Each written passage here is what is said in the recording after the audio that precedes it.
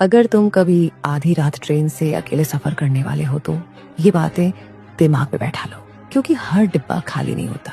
कुछ में वो भी बैठते हैं जो कभी उतरते नहीं, और अगर तुमने उन्हें पहचान लिया तो शायद अगली बार तुम भी किसी अजनबी को अकेले सफर करते देखोगे। लेकिन बाहर से नियम एक, कोशिश करो कि 12 बजे के बाद सीट पर अकेले मत बैठो, क्योंकि कई बार जो शख्स सामने बैठा होता है वो टिकट नहीं मांगता, ना कुछ बोलता है, बस घूरता है, और जैसे जैसे ट्रेन आगे बढ़ती है उसकी परछाई छोटी नहीं होती, बड़ी होती जाती है। नियम 2, अगर विंडो सीट हो और बाहर कुछ दिखे मत देखो।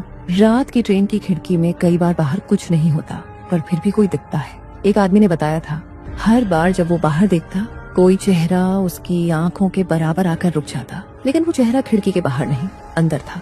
नियम 3, अगर कोई बिना बोले तुम्हारे कंधे पर हाथ रख दे, पीछे मत देखो।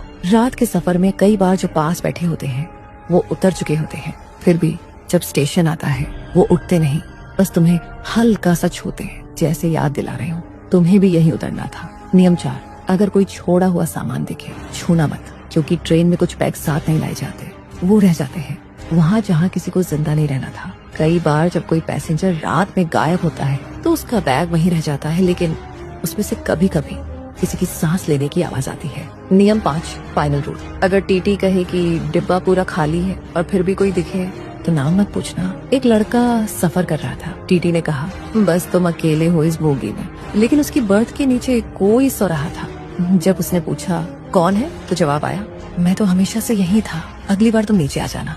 ट्रेनें रात में भी चलती हैं, लेकिन हर सफर मंजिल तक नहीं जाता। कुछ मुसाफिर सफर पर ही रह जाते हैं और कुछ लौट कर फिर कभी नहीं आते। तो अगली बार जब रात की ट्रेन पकड़ो तो मोबाइल चार्ज करना मत भूलना, शायद फ्लैशलाइट ही आखिरी चीज हो जिससे तुम खुद को देख पाओ।